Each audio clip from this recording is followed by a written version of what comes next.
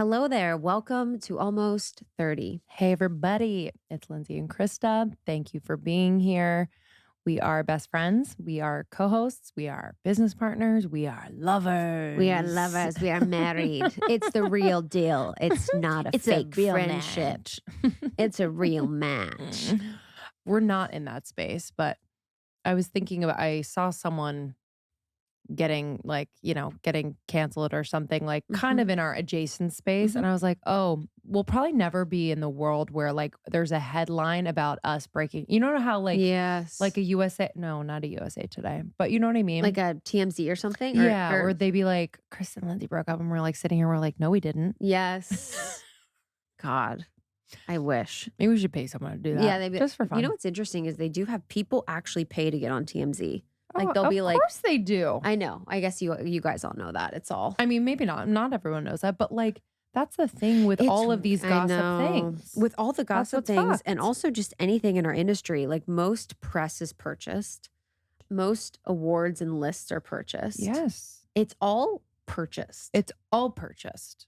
Just so everyone knows. Give up on your dreams. It's all purchased. Okay. Or not even the dreams, but like these like perceived accolades that are the top of the top. It's like, yes. I don't know. Yes. There's a lot to say there, but yeah. Yeah. Sometimes we go You on are tangents. you are your own guru, academy. Baby. Welcome to the show. Thank you for choosing Almost 30. We have over 500 episodes we've done over the years that are super powerful and impactful on topics in the spirituality, wellness, personal growth, and entrepreneurship space. So make sure to check them all out. You can subscribe as well. We've been doing this for about 6 years. And I'm excited about this episode today. This has been something I've been working on for a really long time, something I want to be a work in progress. I want to be conversational. I want to let you know that I'm not an expert. I just come with what I know, what I see, what I read, and what I feel. And so that is going to be what I'm talking about today when I'm talking about the evolution of feminism and femininity and how I feel about all of that, and talking a little bit about how capitalism plays into it, and then just how I perceive things to be going in our culture and world today, where I feel like women are just exhausted.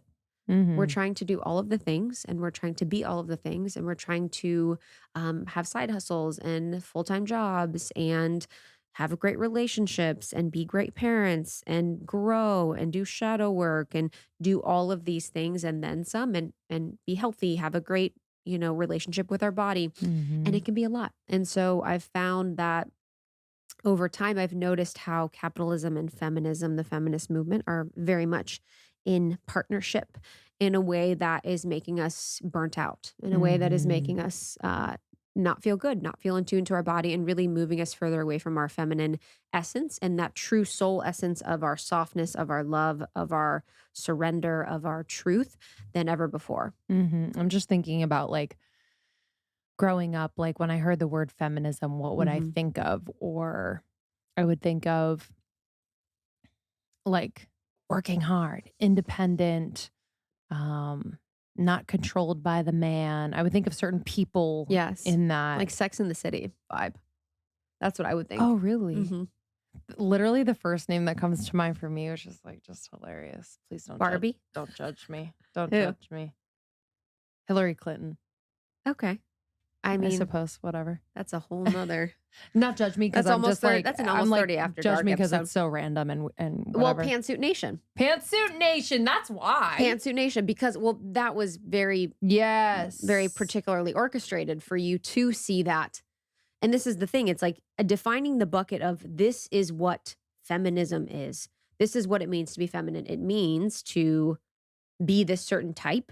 And my thing is to have all types of femininity and expressions of being a woman, be accepted and being loved and however that feels. But I mean, that's so normal to have, because that Pantsuit Nation was huge. That's so funny. I just remember the feeling. I remember my mom worked for my whole life. And I remember being so proud of that. And I still am. I'm really grateful, that she did. But it has its, costs. And I think any woman mother knows that there are costs if you're working, and some people have to work. And I just remember feeling that, and I was like, because it was so cool to have a mom working, it was like a cool energy to be like, "My mom works." Yes. It was, where I grew up and how I experienced life, it felt like it was less than if the mother just stayed home. Mhm. Just, there you go, just stayed home. Mhm. And now I just perceive so much of that differently, in a way that feels more inclusive of all people. But I remember feeling like, "Oh, yeah, I'm proud she works." Yes. I remember lying to people one time and I was like, "My mom makes more than my dad." What? And you lied because it was cool? No one asked. Like, when you're young, you just like try lies out. They're like, "I'll take the french fries and the bagel," like you're in the lunch Yes, line. they're literally like, And they're like, "'Kay." "Who are you?" Yeah, you just try lies out. You're like, "So guys, so what do you think about this?" Like, I don't even, who knows if that's, I don't even know if that's true or not. Could even be true. Who knows? I don't know how much my parents made, but I just remember saying that. It was because of that type of vibe. I used to wear pointy toe shoes in high school because I was like, I wore pencil toe skirts because I was like, oh, this is like femininity. Being Totally. in business casual as a 14-year-old. I would literally be Pointy like toe shopping. I'd be shopping shoes. at like Express, the Limited. It was honestly, I was wearing like That's clothes for a 34-year-old. hilarious. That's hilarious. You're like, "I'm Honestly. ready for my interview." I was like, I Whenever. had like a year where I was in every club. I was doing everything. I was like made up clubs to be in. I was like Wow. very student of the year that year. But also it's like kind of trying on. I was. That's It's what like I trying all these trying all these things, identities on. which is kind of fun. I was just trying these experiences. I was like, okay, I'm gonna try and be Yes. like teacher's pet, like whatever, Mhm. goody two shoe person. Mhm. It was kind of interesting. And then, like, put tax on the teacher's chair, see how that Yeah, feels. dude, and then fucking shit in their car. Yes, and so, again, you guys can have your own opinions. We welcome all opinions on our show. This is just my opinion and perspective, and I hope you take it as such. It's meant to spark conversation within you, with your Mhm. friends, with your community, and it's meant to maybe provide a different perspective or insight that maybe you aren't looking at or thinking about in this way, or maybe you already are. So it's meant to make you feel less alone.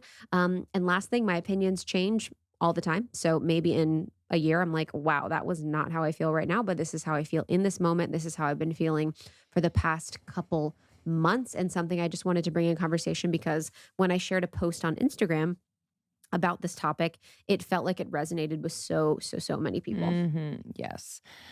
Yeah. I think the point about just opinions changing, feelings Hmm. changing is just something that we welcome too. It's like Hmm.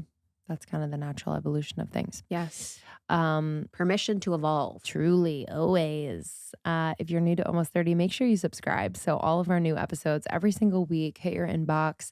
Make sure you are subscribed to our newsletter. We send you personal notes in there, we send you special discounts, all the good stuff. Go to almost30.com and sign up for that. And then you can just peruse because we have a lot on there. You can learn more about me and Krista. You can learn about our membership, which is just like next level with Krista and I, where we get really, intimate and juicy with y'all every single month, and workshops and live hangs and special content and so much more. Yes.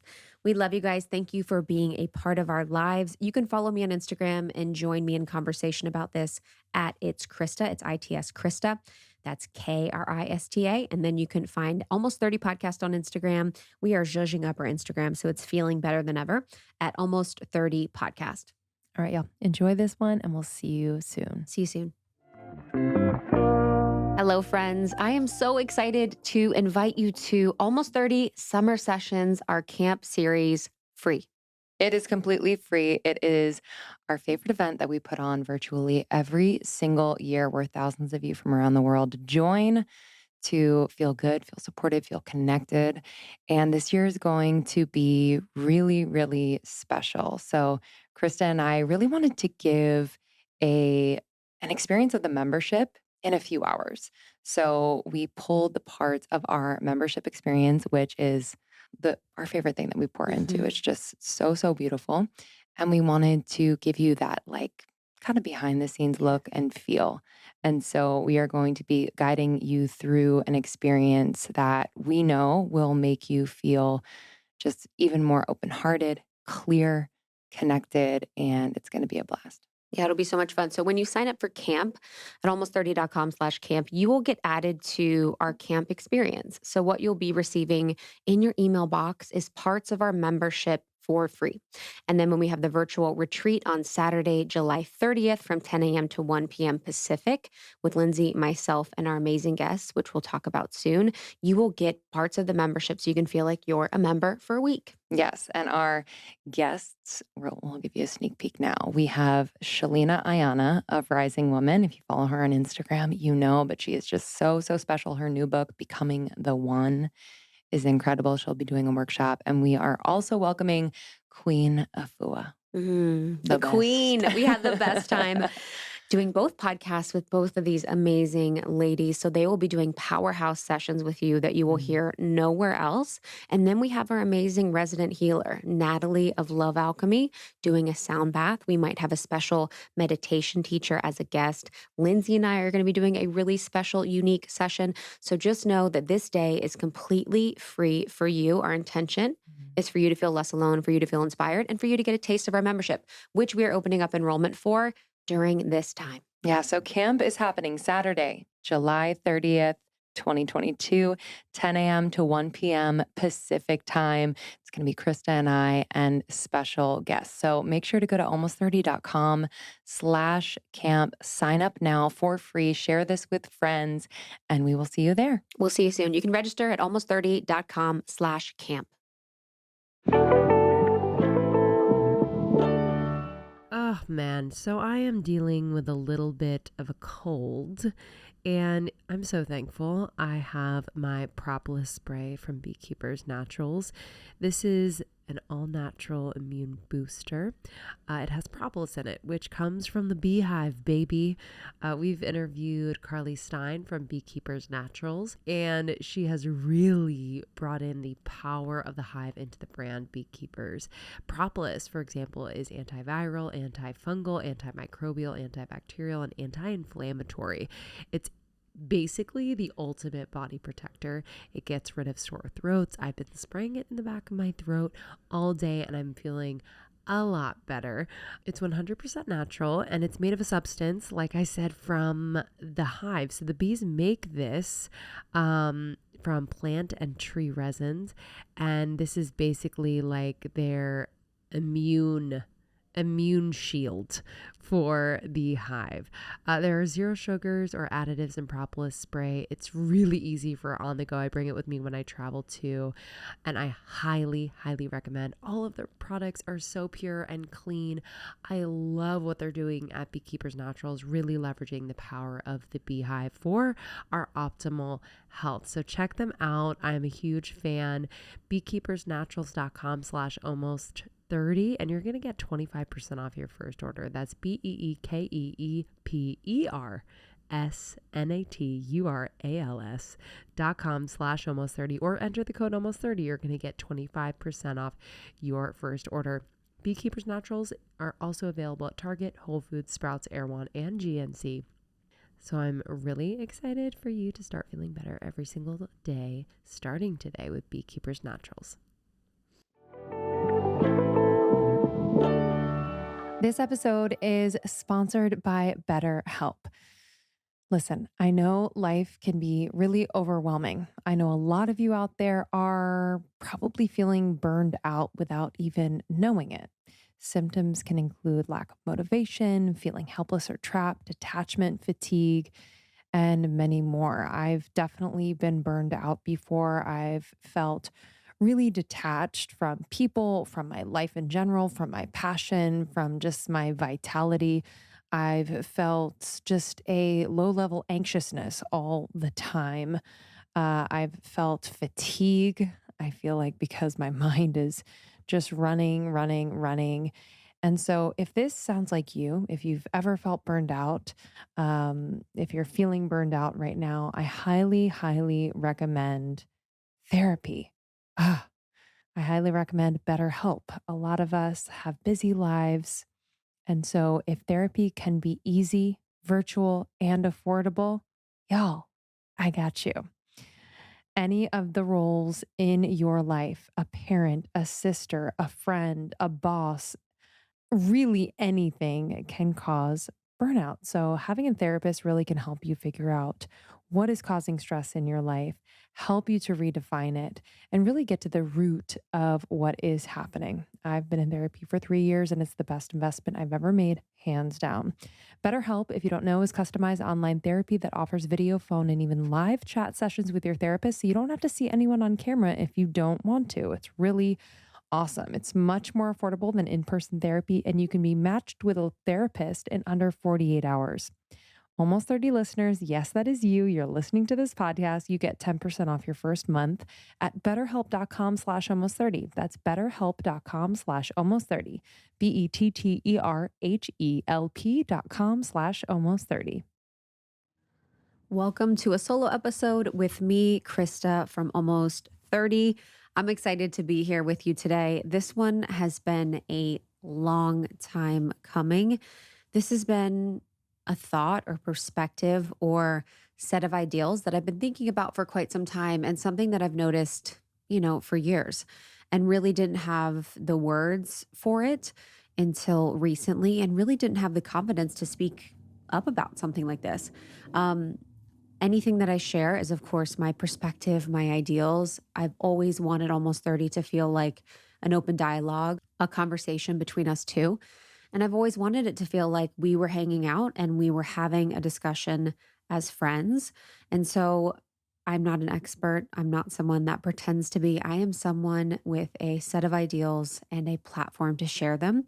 And I am someone that really likes to engage in open conversation and likes to learn and grow, and likes to sometimes just kind of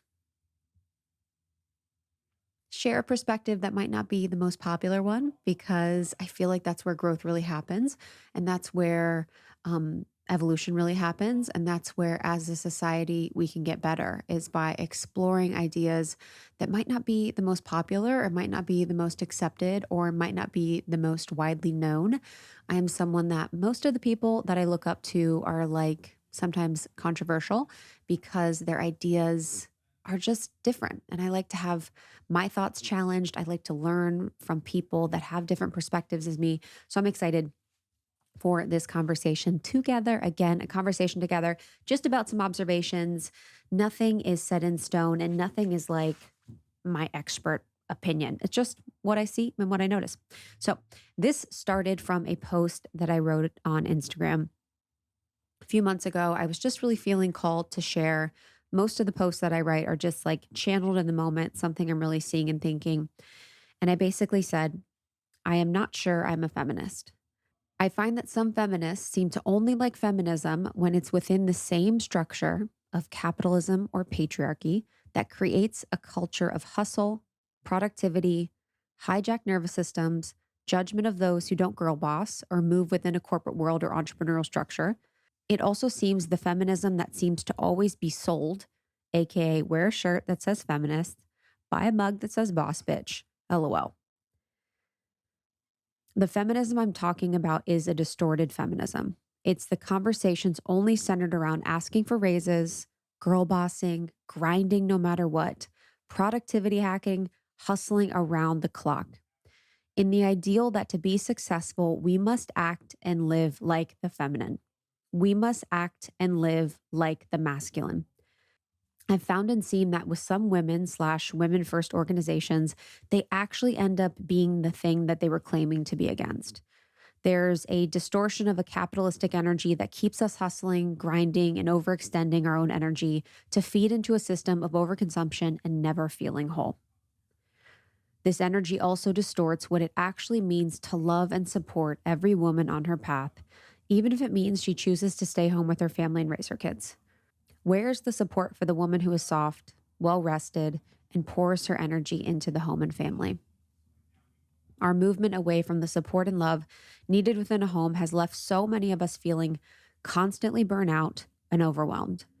So many women I know and work with feel constantly pulled in so many different directions, and I have to wonder what it is that is completely depleting us of our life force energy. I remember growing up and thinking it was less than for a woman to stay home and raise the kids. Like being away from home was cooler or a more empowered choice. which for some women, it is the more empowered choice, but for some, it's not. My ideal of feminism is actually loving and respecting the choice of a woman on whatever path she chooses to be on, whether it's one I would choose or not. One that's aimed at more wholeness, a regulated nervous system, and the ability to be in the feminine in a way that feels balanced. So, growing up, I had these certain ideals fed to me, and you might have had them too. It was the boss bitch, CEO, the woman not staying home was seen as better or more empowered. It was the independent woman, always working, hustling, having help for the kids was like an ideal. And it was really like this girl power movement. I grew up with the Spice Girls. The Spice Girls was like all about girl power and femininity and sparking that conversation around women doing what they want when they want. And there's such a beauty and power to that. And there's nothing about an empowered woman making a choice that feels good for her and everyone supporting her that I disagree with. It was really like this beautiful idea of feminism and femininity and wanting to have equal rights that oftentimes with the best movements can be distorted, and it got distorted by capitalism. This often happens where there's this like really beautiful, pure idea, and then darkness can sometimes get within it. And it became this really capitalism friendly girl power that was like a certain commodification of feminism. And it's almost been absorbed by the structures that we fight against. Because if we're thinking about us being empowered and liberated and able to make our own choices and able to feel really good and rested and in balance, that's not what a lot of people feel in the current way that this system is. For me, it really gave me this idea and sense that my worth was working, being in the corporate world, moving up the corporate ladder, getting paid as much as possible, having a lot of masculine qualities. I remember there was like the cool girl ideal. So in high school and in college, it was like, be a cool girl. And being a cool girl basically meant taking on as many masculine qualities as possible, which is be like emotionally mute, which isn't a masculine quality, but it was like stuff my emotions, agree with everything, be very chill, not be emotional. I don't even know what it was, but it was like this sense of accepting whatever you were given. And a cool girl, I felt like was liked by men because it's like you would almost act like a guy, where you still had to be really, really hot, but you also had to have masculine qualities. So you had to be hot and like play video games and hot and play sports and hot and do all the things that men wanted. So I had these ideas about what it meant to be women. So it was a little bit of the cool girl and it was a little bit of the climbing the ladder, feeling like I should be working. It was the fight. It was the hustle. It was the belief that I had to do everything, that I had to really do everything, that I had to control, manage, and reach for or go for everything.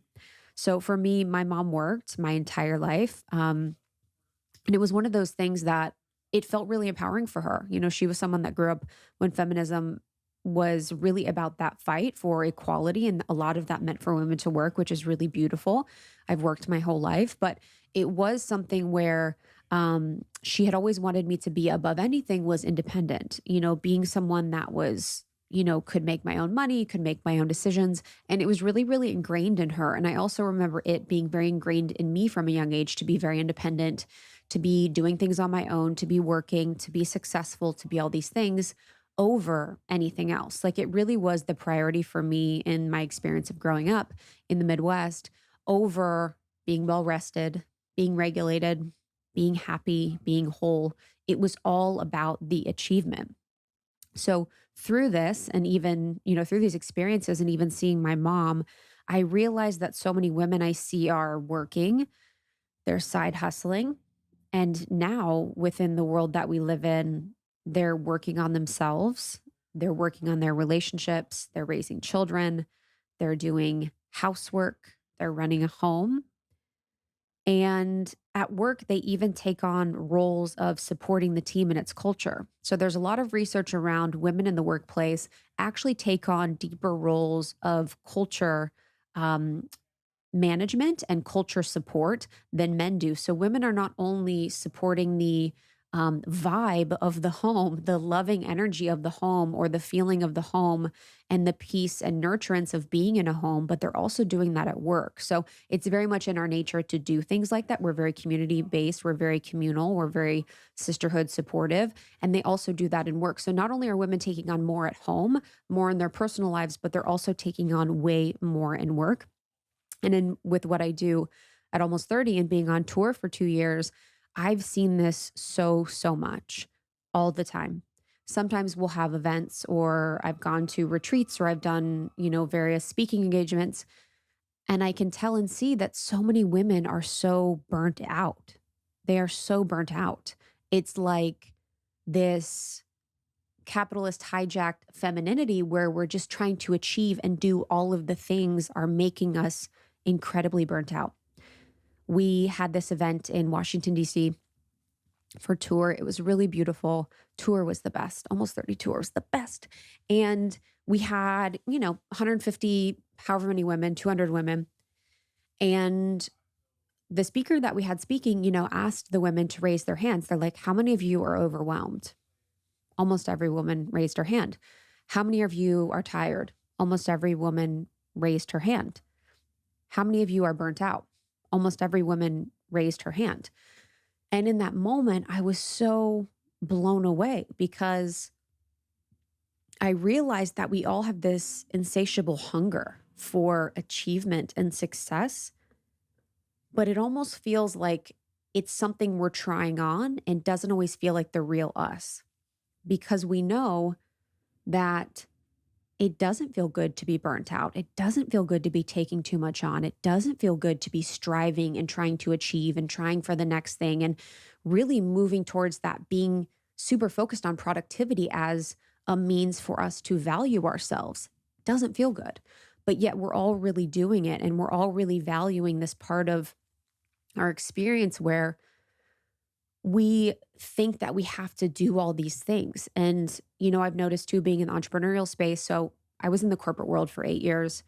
I've always had side hustles along the way, but now as an entrepreneur, it's like most people I know have their job. And then if they don't have a side hustle too, they feel like they're doing something wrong. Or if they don't, have another business or another job, or if they're not in some sort of personal growth movement or something, they feel like they're doing something wrong.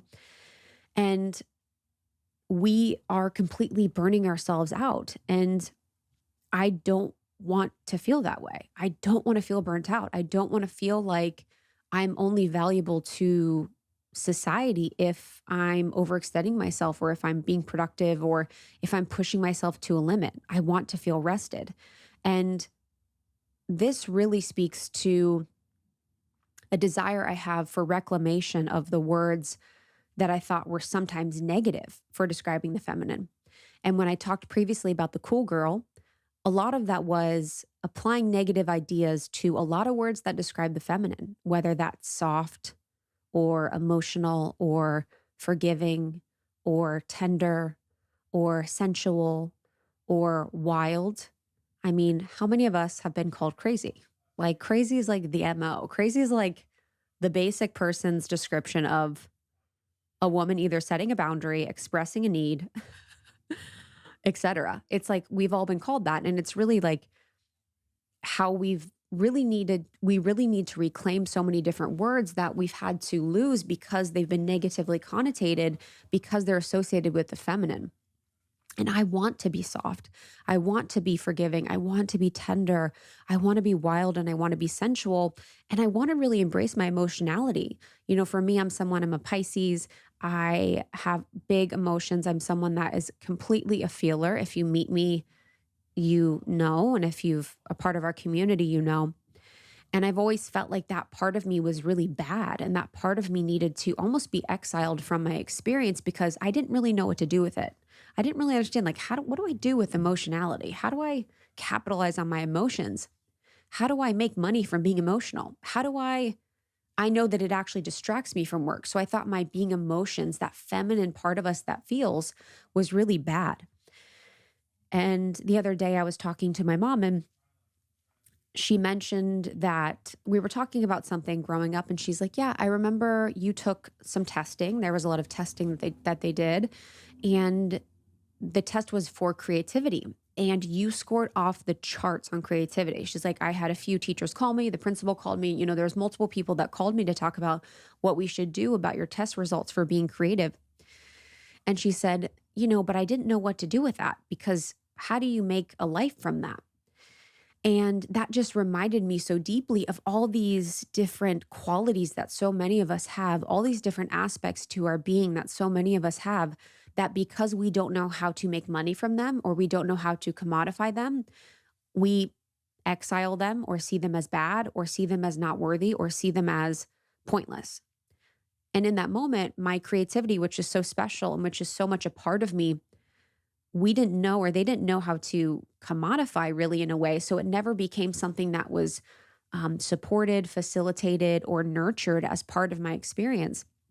And I'm sure so many of you can relate to that, where you have these gifts and these talents, but it doesn't fit into the paradigm that exists today, that is changing, of course.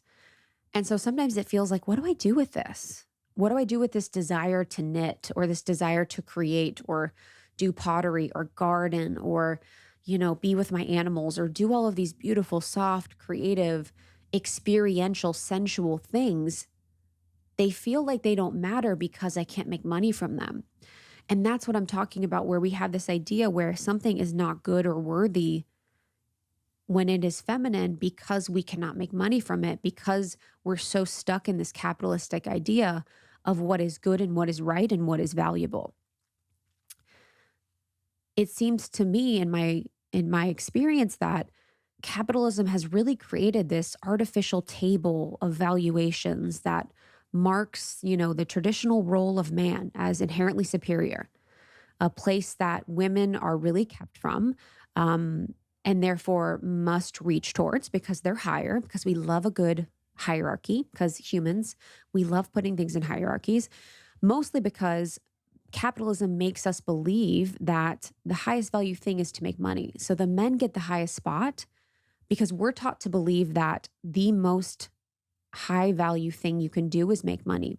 And for women, then we're striving to achieve all of the high value things, AKA make money, because we're so inherently ingrained in capitalistic ideas. So the modern capitalism led feminists that I mentioned previously, which is a term that I'm using for this experience or this energy, sees the male tasks as providing for and defending the family as preferable to the female tasks of nurturing and maintaining the family. When I'm seeing women that want to stay home and raise a family, this modern capitalistic idea of feminism sometimes leads us to shame and guilt them, because we have this idea that the male tasks of providing for the family, having jobs, getting raises, climbing up the ladder, and making money are more superior than the women's tasks to stay at home and raise a family. And when we really think about it, there's nothing more valuable for us to do than to raise kids. Our future generations are the most important thing. And so I think we all know, or are accustomed to, or maybe have been exposed to ideas around the way that we value things in the world are not exactly as they should be. So, water, as an example, we are made of water. It is so important to us. It is pretty easy accessible, and it is pretty inexpensive, but it's very, very valuable to us. Clean air, very, very valuable, very accessible in some ways. And we do not value a woman for raising the family, for creating the home, for really setting up future generations of humans to continue our species. We are so caught up in the capitalistic view of what is value that we now have women believing that there's more value in being at work, in being the provider, in being the defender of the family. And now women are constantly reaching towards those next levels of success that within capitalism, again, we're never really there. You never really achieve it. It never ends. It's a wheel, it never ends. You always want more, there's always more to be had. I say capitalism led in this case because our capitalist society brought with it a message that making money was the most important thing a person can do. And a lot of us, kind of in the back of our minds or subconsciously, believe that. We inherently believe that if we make more money, we are more safe, we are more loved, we are more seen, we are so many things. And when we all have oriented our ideals around values in our culture, around money being the number one thing, well, what happens? Capitalism, in part, really makes the man's sole goal to accrue material wealth. And then, therefore, they are seen as the better citizen because they are financially successful. And the woman, especially the woman previous to women working as much as they do now, was seen as really economically unproductive. So, as the rise of capitalism happened and more women started to go out into the workplace, because men were the ones that could actually make money, they were seen as more valuable. And because women had to stay at home, they were seen as less valuable or less productive. And in the flip, or in the evolution of the way this conversation is going, it's like we've sort of morphed into believing that even more deeply, where women are just burning themselves out to prove their worth and prove their productivity and prove that they're good and that they're worthy, because we have been so taught that the innate gifts that we have within the feminine are not economically productive. And, this has led us to really evaluate the feminine role in society, because women had existed in the home previously and they did not have an opportunity to achieve money or riches as desired by the capitalist narrative. And because economic achievement had been one of the most important determinants of worth in an individual, women were seen as inferior. This was also with the tasks done within the home, by the woman instead of outside the home, were now really seen as evidence of female inferiority because they were not economically productive. And if they were not meant to make money, then surely it lacked what it meant to be a successful human being. So if you were staying home, doing all the things within the home, because there was not a direct correlation to money, it was seen as unsuccessful or unproductive. And all of that success and productivity was really given to the man who was really working. And again, I'm talking about previous times where there was more of the woman staying at home and the man working the job, and how it's evolved and how we sort of still have those ideas in the back of our mind. We even see this as when a woman, makes a public desire, whether it's on social media or she's expressing somewhere, she's telling friends, she's telling her community to be a mother, she's really seen as dependent on a man or not level headed for putting her motherhood above her career. She can be told to get a prenup or to be mindful of her finances or to be careful not to trust them too much. There's oftentimes a lot of warnings and almost like speaking to omens to women that say they want to be a mother and stay at home. Even though this is really a maternal instinct that most women are born with, to be a mother, to make a home, to create a peaceful environment for her family, to nurture, to love, to be soft, to support the community. My goal with this and with any conversation I have around this is for all women to feel like they can be feminine and however that experience manifests, to be rested, to be nourished, to be taken care of, and to not have to do it all, to not feel like we're on this rat race or on this hamster wheel where we have to keep adding more and more and more and more and more to prove our worth, to prove our value, to be seen as productive, and to be respected. I think that in our negation of the beauty of our feminine experience and all the feminine gifts that we have in our innate nature, however that balance sits within us, we've really given the power away to the forces that be, to the powers that be, to control us in a way that I think so many of us miss. And I think when we're hustling so hard and we're doing all the side hustles and pushing ourselves to the limit by working all day and all night and then on our phones and then, holding the containers of every relationship and friendship that we have and doing all the healing, that's really just sort of warped itself to keep us in the same state of always trying and always achieving and never feeling like we really, really get there.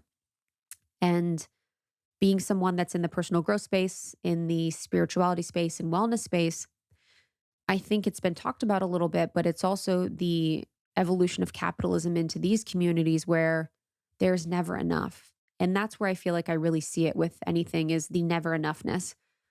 There's never enough healing. There's never enough courses. There's never enough program. There's never enough trainings. There's never enough circles. There's never enough of all of these things that really, really keep the ego, obviously, very, very happy that it always has something to do. And then very much keeps us in this wheel of always trying and reaching and just seeking because we're not accepting the true nature of who we are and the beauty of who we are and the softness of who we are, however that looks like specifically for you. You know. It is summer and I am out and about. My shoes must be comfortable. They must allow my feet to breathe. I cannot get blisters. Summer blisters, they just ruin a party and they must be cute. And so I'm so glad that I found Rothy's. If you haven't heard about Rothy's, stop right this minute. Okay, this is the perfect shoe for everything from commuting to traveling to a little party. They take sustainability to the next level. All of their products are knit with thread made from plastic water bottles. They've repurposed around 125 million water bottles so far, and I just am obsessed with this brand. They make incredible shoes. They make bags. Check out all of their goods at rothys.com. But I wanted to shout out my favorite is the Point right now. So I got these little honeys in bright red. I also got them in this just freaking darling soft orchard color. It's like a light purple and they are so, so cute with like shorts, with pants, with skirts. I love them so much. I also got Sean the driving loafer. So this is a men's shoe. It is a loafer. It is so comfortable. And he loves them. I got them in barley, the kind of like a nice light tan color, and they go with everything. So I'm really excited for you to try Rothy's. It's the perfect summer shoe. And best of all, you can wash them in your washer. It's so awesome. So don't worry about getting them a little dirty, a little scuffed. Don't worry. Throw them in the washer. It's amazing. Your new favorite shoes are awaiting. Discover the versatile styles you can wear absolutely anywhere and get $20 off your first purchase at rothys.com/almost30. That's rothys.com/almost30 for $20 off your first order. Okay, my DMs have been blowing up. I've been getting a lot of questions about prenatals. I've been posting about using Needed, which I'm excited to talk to you about, but everyone's like, oh my God, did I miss something? No, you didn't miss anything. I am just preparing even before thinking about or starting to try to conceive. And it's really important that we do. If this is something that you want to do, if you want to get pregnant well before pregnancy, it's really, really suggested that you support your body. And I didn't know this, but women who take a prenatal vitamin, 95% of them still have deficiencies. Most prenatals are designed to meet only the bare minimum needs, not to optimally nourish women.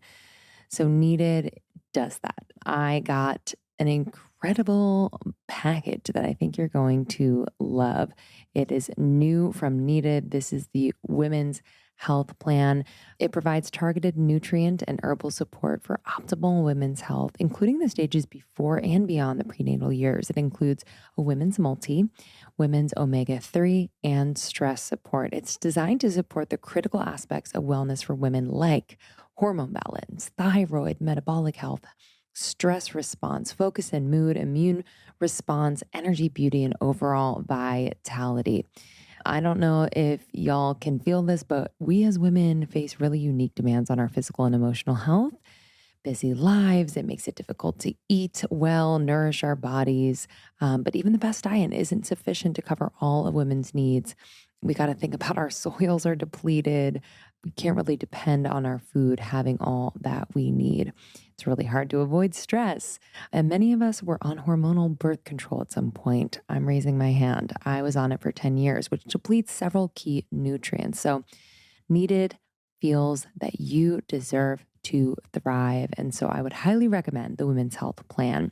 Again, this is a full 3-part plan, women's multi, omega, and stress support. I'm excited for you because you're going to get 30% off your first order when you go to thisisneeded.com. Use the code almost30. 30% off your first order at thisisneeded.com. Use the code almost30. You know, there is really a lot of research that talks about the burnout gap in the corporate setting. This shows up between men and women, and it has actually doubled since last year. So the burnout gap between men and women has actually doubled since last year. So there's twice as many women in the corporate environments that are burnt out than men. This was a study done by McKinsey that I'll link in the show notes. So why are women so tired? Why are we so tired? Well, there are 42% of women who report being burnt out. So that's half of the women in the workplace half of the women in the workplace feel burnt out. That is 42% of women feeling burnt out. I think when we say the word burnout, for me, that should lead to recovery, nervous system regulation, time off, vacations. Burnout should be the last stop. And I think right now, burnout is really a natural thing that seems to be a step along the way. And we really need to reorient ourselves with what it means to be burnt out. Because if there's 42% of women feeling burnt out, what's next after that? What happens when you're consistently burnt out for years and years and years? How damaging to your health, mentally, physically, and emotionally. There's 1 in 3 women and 60% of mothers with young children who spend 5 or more hours a day on housework and caregiving.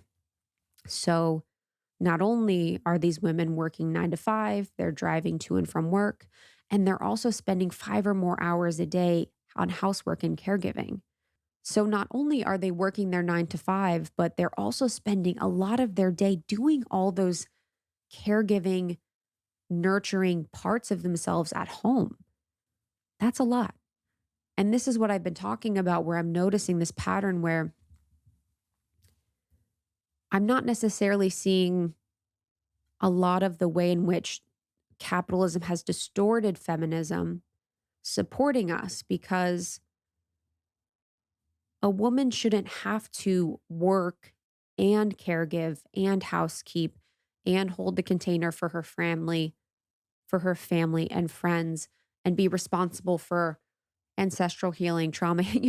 We are taking on so much, and it's broken my heart that there's so many women that are doing so many things and burning out. And a lot of times they're doing so many things in the desire to feel better.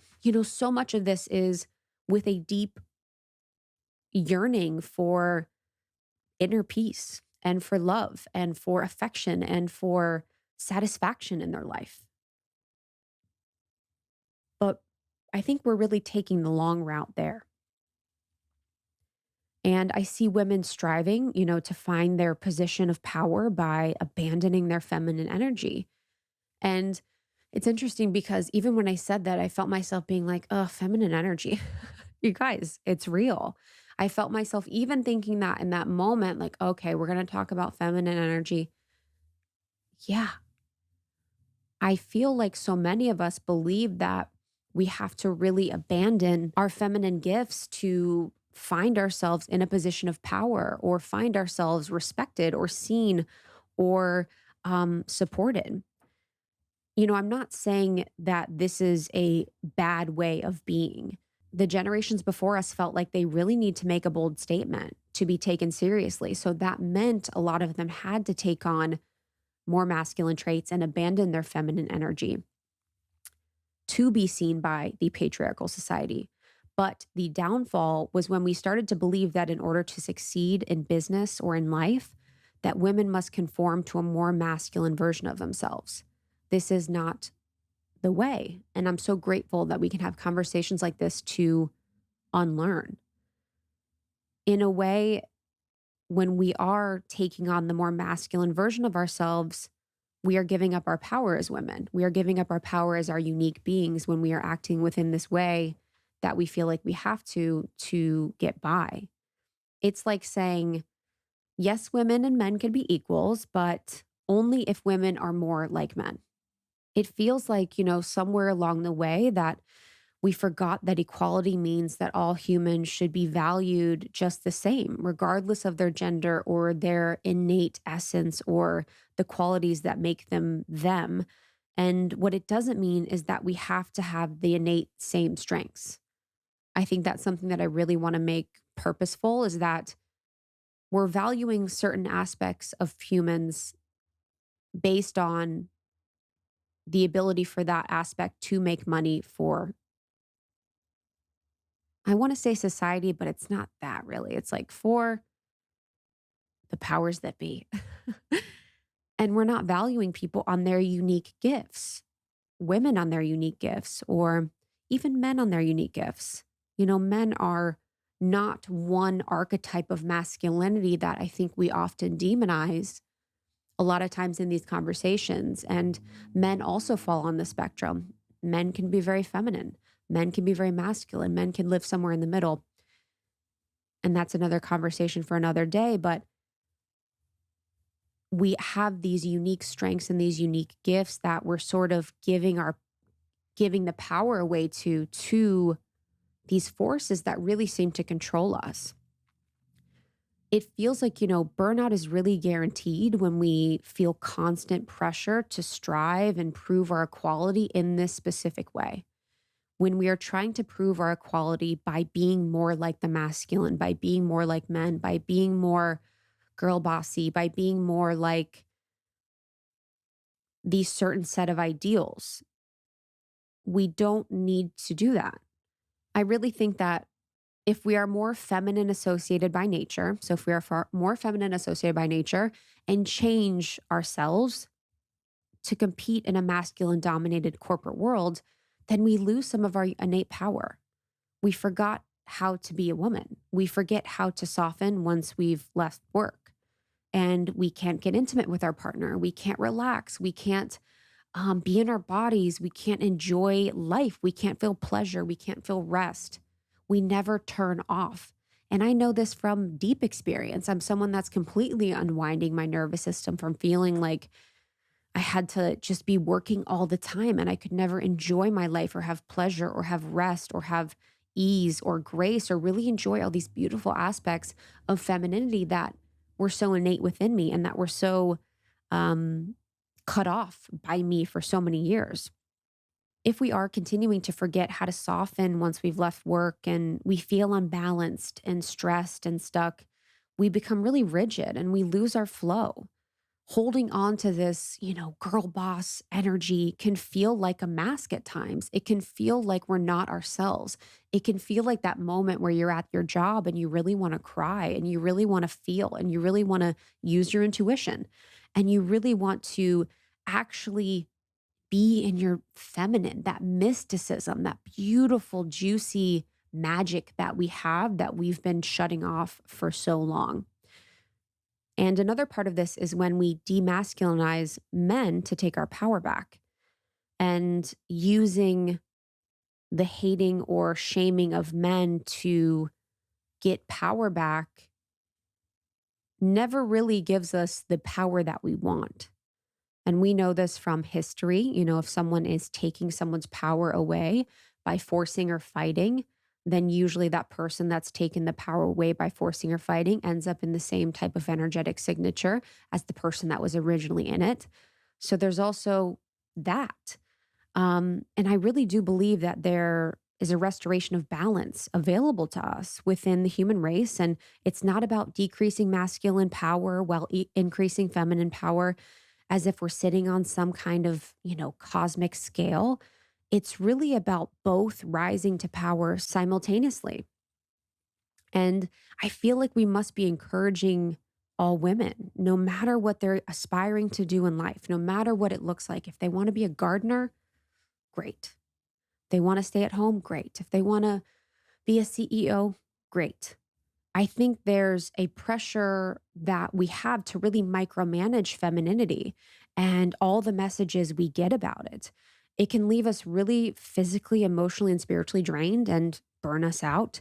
And the masculine and feminine energies are both so, so sacred. And so many of us are struggling to find balance between the two in a world biased towards the masculine qualities and pursuits. I think femininity is about fully realizing our divine sacred essence, about standing in our power in our own unique way, and about really creating a more harmonious world, really being in harmony with the planet. It doesn't mean that we're only operating from feminine energy or doing it one certain way. It's really about understanding the full range of our power as both feminine and masculine beings and cultivating the energy when needed.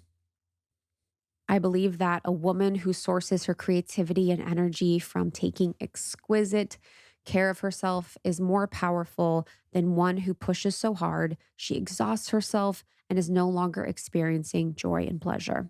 Of course, men can and should connect with their inner feminine, and women can and should connect with their inner masculine. These are very sacred energies beyond gender. Everyone, all genders, can find a real balance in both. But if we're all creating from the ego and falling into this capitalist distorted feminism, driven by competition, driven by money, we lose this harmonious balance with the planet. But if we are able to rise in our own sacred feminine power and create a world from a place of peace and love and service, can you guys imagine what would happen? I believe that we attract things in our life that are vibrating in the same frequency as ourselves. And as women, we are so deeply connected to the earth and in nature, and we are so in sync with the rhythms of this planet. We are women who are paving our own path and not the one that is laid out to be expected of us. We are doing it very, very different. I want to do it very, very different together. Our power only gets stronger where we expand our range of masculine and feminine energies and our capacity to create from our hearts. I think the most important piece I want to leave from all of this is really the understanding that when we are living and creating from the heart, beautiful and magical things happen, and we can really, really rewrite all the narratives around femininity, all the narratives around our future, all the narratives around what it really means to be divinely embodied, whether you are in the masculine or in the feminine. What I want for people is to feel rested, is to feel satisfied with life, is to feel good in their bodies, and is to feel like they have control over the outcome of their future, that they're not burnt out all the time, that they feel like they can take a load off at the end of the day, where they feel like they're able to be creative and do things not because they make them money. I want for all women to feel like they're supported no matter what decisions they make. I want for all men to feel like they're also supported in their experience if that's a more feminine one. I want us all to feel like we are non-judgmental and understanding of the divine expressions that we all come to this earth with. And I'm so hopeful for our rest, for our reset, for our nervous systems, and for us to create a more beautiful, inclusive future for all of us. Thank you so much for tuning into Almost 30. You can find more solo episodes from me by searching Krista Almost 30. I have a lot on body acceptance, on spirituality, on the spiritual ego, on a bunch of things. So you can dig into that. Lindsay has also amazing, powerful solo episodes she has done. So you can search those on Almost 30. But if you're subscribed, they will come straight to your phone every Tuesday and Thursday. And thank you to our sponsors for this episode. You can go to our show notes or almost30.com for all discounts special for Almost 30 listeners. Yes, we love you guys so much. We will see you on the next one. Bye-bye. Bye-bye.